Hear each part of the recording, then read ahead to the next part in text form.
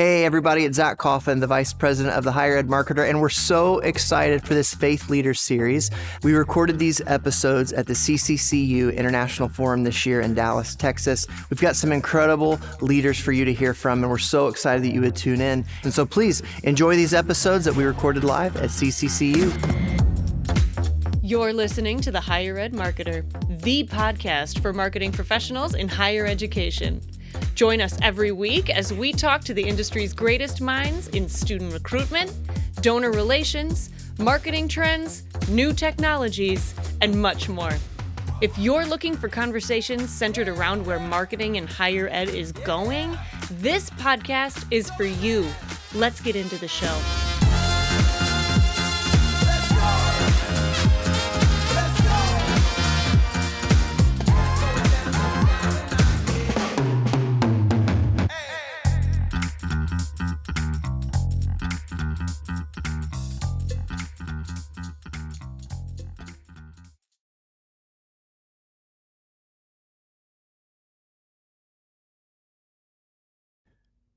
Well, welcome to the Higher Ed Marketer Podcast. I'm Bart Caylor. We are here live at the CCCU International Forum in the Gaylord in Dallas, Texas. And I've got Dr. Drew Flamm here from Grace College and Grace Theological Seminary up in Winona Lake, Indiana. So, Drew, I'm really happy that you're here.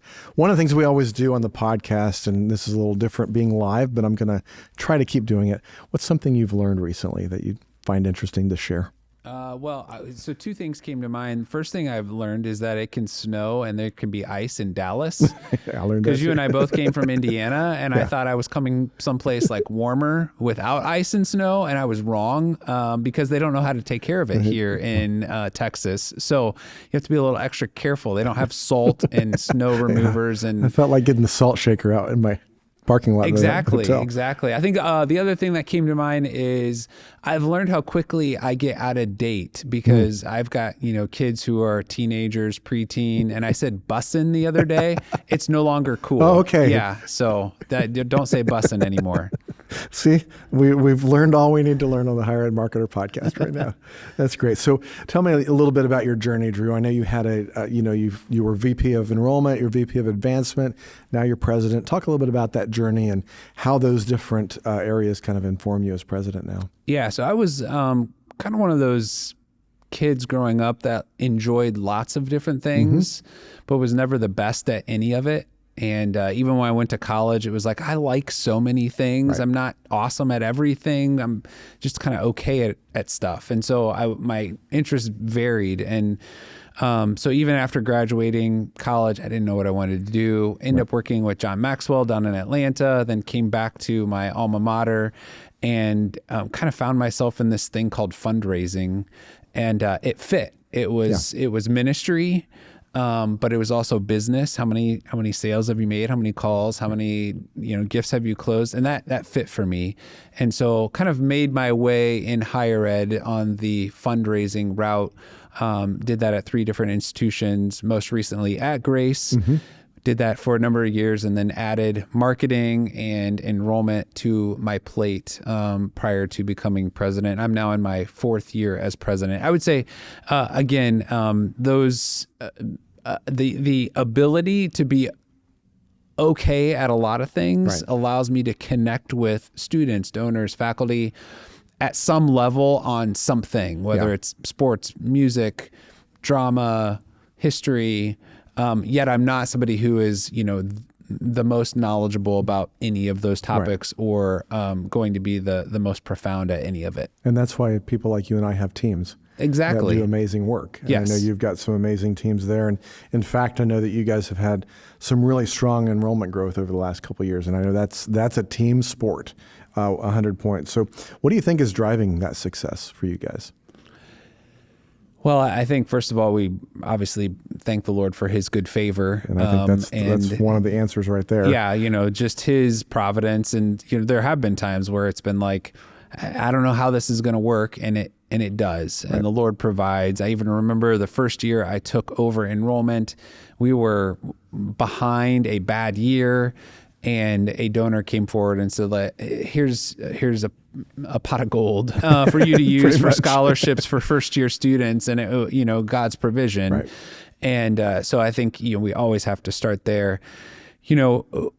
One thing that has been good for us is just execution. Yeah. Creating a plan. And that's the one thing you learn in advancement that applied for me over in admissions is you create a plan. And then if you make the calls you're supposed to make and you have the visits you're supposed to have and you make the asks you're supposed to make, generally good things happen. So Right. Same applies in the admissions marketing realm. If you fill the funnel the right way and then you work the funnel the right way, in the end, most likely you've got the best chance possible of things working. And so we became very focused on execution. Second thing I would say is, the right people. And you've met both my VP of enrollment and my chief marketing officer, and they could not be more different. Right. I have a chief marketing officer who thinks so far outside the box. We're not sure there is a box, just Matt does that. Yeah. He thinks out there very differently. And then I have a VP of enrollment management, Dr. Mark Pohl, who's, he is a check the box list follower, execute. And having both of those and them appreciating the gifts that each brings to the table, and then being able to sit down and, Mark being able to say, like, Matt, that's a crazy idea and it might work. Go for it. And Matt being able to say, Mark, I need you because you're going to be the one that's going to, follow up and execute in fashion. Having both the creative and the person who can execute for us has been really effective. And then selling what's unique. Yeah. Really thinking deeply about what makes us different. Yep. And what makes us compelling to the market. We're not trying to capture, as many. We're trying to capture the right students. And so doubling down on our mission to know Christ and to make him known, our vision that we've had historically, saying it over and over and over until you're sick of saying it. And that's probably when others are hearing it for the first time. So being clear on mission. And then for us, a differentiator is our location.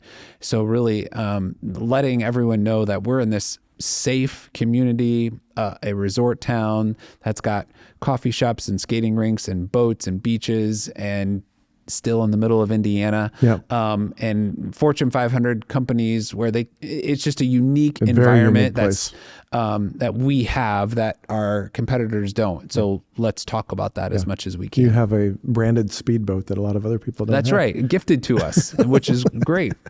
That's really We actually exciting. have two boats. Do you? Yeah, Okay. we have a bass fishing boat that was gifted to us too for our bass fishing team. That's I've awesome. never been on it. They don't let me see it, but You need to get your poll and go do that with them. So let's also talk about, because obviously you're doing a lot of things well. And a lot of times success follows from not doing some other things that you don't need to do anymore. So is there anything that you guys have stopped doing that you also think made a big difference or that might be holding other people back? That is a really great question to think about. In fact, we talk about this question often of what have we stopped doing? And truthfully, it's hard sometimes where you're like, you know what? There are some things that we haven't made those tough decisions on. I think one of the things that we have tried to, it's very simple. We've tried to cut back on meetings. It seems like a small, insignificant thing, but it's been significant for us. Just we meet less often as a cabinet team.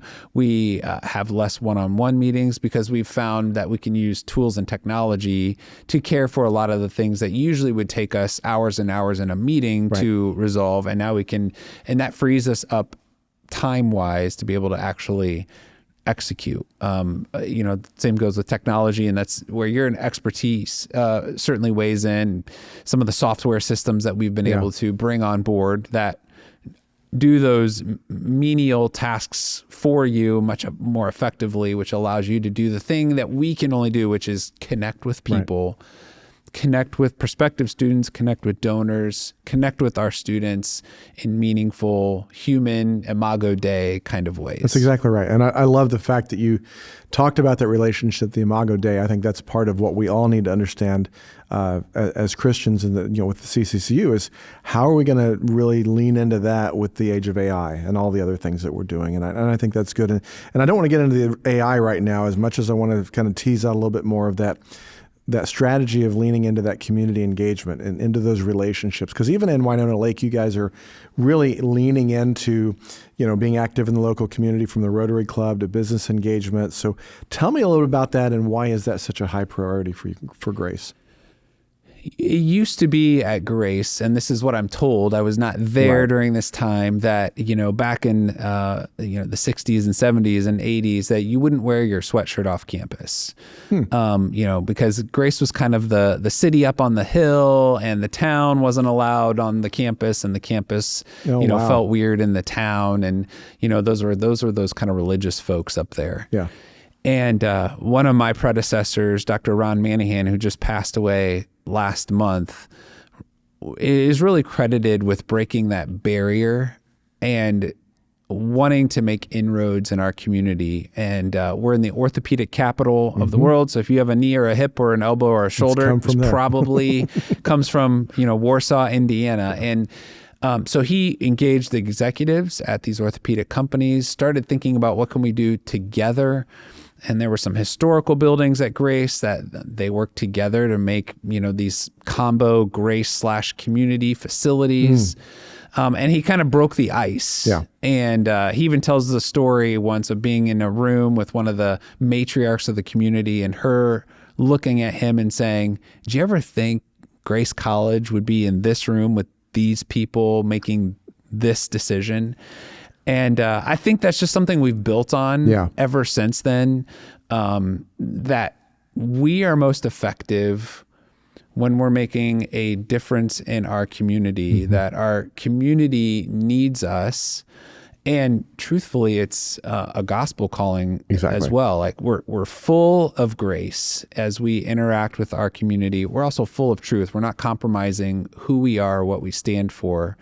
And that's not always an easy tension. Right.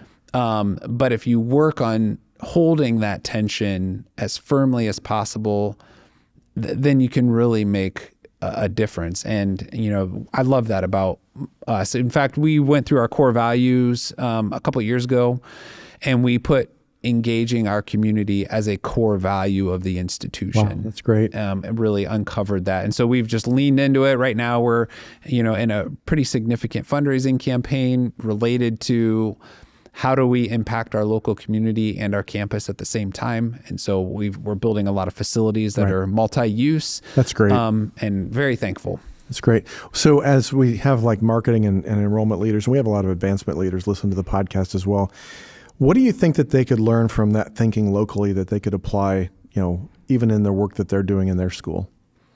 It's a really good way to make a clarifying separation from you and your competitors. Okay. Right? So all of us have amazing faculty, and yes, we want to talk about that. Right. All of us have sports teams, and yes, we want to talk about that. We have, programming on our campus that we do at high levels, and yes, we want to talk about that, but all of us have it. And it's harder for the market to see the difference. Where you're located and what is happening around you and how you're engaging it can be distinctly different. Whether, that's your connection to the local school system or some specialty for us, right? Specialty industry that exists, right, or programs that you can have that are in line with your community's vision for the future. Those are unique and different, and you can now put something out there. Like you said, the boat, right? Like, that, we have a boat, and sometimes it's a little silly, and I understand why some are like, really, the boat again? But it also is this way of, Winona Lake is actually a lake, and there's a boat, and there's beaches, and this is a vibe.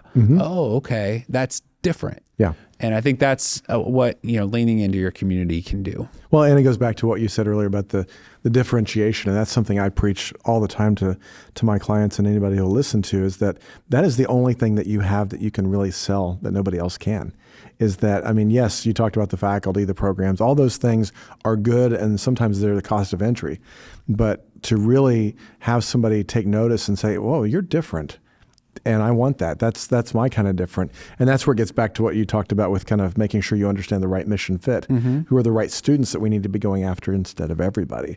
And so I think that's really, and for us, really that exciting. becomes really strategic, and it then flows into everything else. So for us, one of our strategic priorities is creating centers of excellence on our campus, but we have a very specific definition of that.